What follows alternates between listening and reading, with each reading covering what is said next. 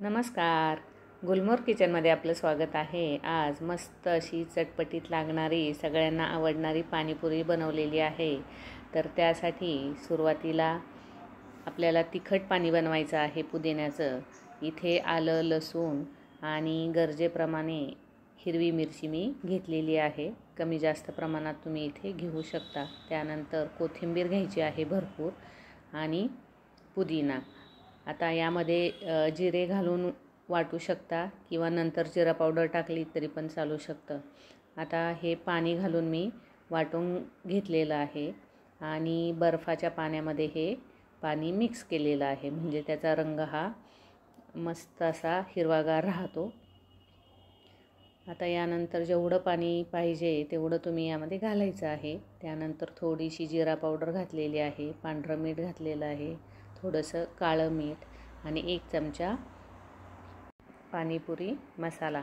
आता हे सर्व मिक्स करून घ्यायचं आहे. मिक्स करून झाल्यानंतर बघायचं आहे की चव याची कशी झालेली आहे ते. जर थोडंसं आळणी वाटत असेल तर मीठ टाकायचं आहे आणि थोडंसं जर मसाला यामध्ये लागत असेल तर थोडासा पाणीपुरी मसाला यामध्ये ॲड करायचा आहे चवीप्रमाणे. आता इथे व्यवस्थित असं हे पाणी तयार झालेलं आहे. आता हे बाजूला ठेवून द्यायचं आहे. बघा, कलर एकदम छान आलेला आहे. आता यानंतर चिंचेची आंबट गोड चटणी म्हणजे चिंचेचं पाणी तयार करायचं आहे. मी इथे अर्धा तास चिंच भिजत घातलेली होती आणि ती व्यवस्थित अशी मऊ भिजलेली आहे. आता ही हाताने चुरगळून घ्यायची आहे आणि त्यामध्ये जर काही कचरा वगैरे असेल किंवा चिंचोका वगैरे जर असेल तर तो काढून घ्यायचा आहे, कारण ही आता मिक्सरला फिरवायची आहे. मग तो चिंचोका पण त्यामध्ये बारीक होऊ नये त्यासाठी मी काढून घेतलेला आहे. आणि आता हे एका मिक्सरच्या भांड्यामध्ये फिरवून घ्यायचं आहे. त्यानंतर चवीनुसार गूळ घालायचा आहे आणि थोडेसे जिरे यामध्ये मी घातलेले आहे आणि एकदम बारीक असं हे वाटून घ्यायचं आहे. आता यासोबत थोडेसे 4-5 खजूर मी वापरलेले आहेत, म्हणजे चटणीला खूप छान अशी चव येते. आता हे बारीक मिक्सरला फिरवून घ्यायचं आहे आणि मस्त असा हा कोळ तयार झालेला आहे. आता हे एका पातेल्यामध्ये काढून घ्यायचं आहे. जेवढं पाणी तुम्हाला टाकायचं आहे तेवढं तुम्ही पाणी यामध्ये घालू शकता. पाणी घातल्यानंतर हे पाणी आता गाळून घ्यायचं आहे व्यवस्थित असं, म्हणजे सगळा कचरा हा वरती राहिला जातो चाळणीमध्ये. व्यवस्थित असं चमच्याने याला हलवायचं आहे, म्हणजे पाणी पटकन खाली निघतं. थोडंसं पाणी अजून यावर टाकायचं आहे, म्हणजे सगळा चिंचेचा कोळ हा खाली येतो. इथे चिंचेचं पाणी तयार झालेलं आहे. ते आता एका पातेल्यामध्ये घालायचं आहे. आता यामध्ये तुम्हाला जेवढं पाणी टाकायचं आहे तेवढं तुम्ही टाकू शकता. आता हे गॅसवर ठेवून छान असं उकळून घ्यायचं आहे, म्हणजे चिंचेच्या चटणीला जरा घट्टपणा येतो. आता यामध्ये मी थोडीशी जिरा पावडर घातलेली आहे आणि चवीनुसार मीठ घालायचं आहे. इथे काळं मीठ पण घातलं तरी पण चालतं. आता व्यवस्थित अशी उकळी येऊ द्यायची आहे.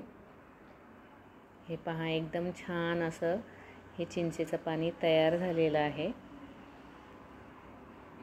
त्यानंतर हिरवे वाटाणेच मी सकाळी भिजत घातलेले होते आणि त्यासोबत 1 बटाटा पण उकडून घेतलेला होता. त्यामध्ये थोडीशी हळद आणि मीठ घातलेलं होतं, कारण त्याने चव खूप छान येते. हे वाटाणे असे जरी ठेवले पूर्ण तरी पण चालू शकतं, किंवा मॅशरने तुम्ही मिक्स करून घ्यायचं आहे बटाटा घालून, म्हणजे व्यवस्थित असं पाणीपुरीमध्ये ते भरता येतं.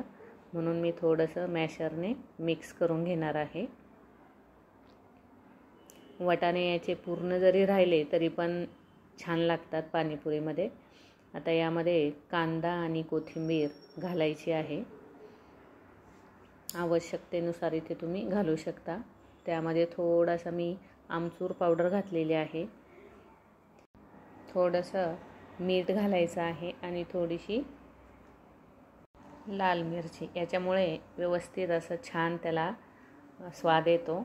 आता इथे जी चिंचेची चटणी गरम करून घेतलेली होती ती एका बाउलमध्ये काढून घ्यायची आहे आणि आता इथे पाहू शकता सर्व तयारी ही झालेली आहे.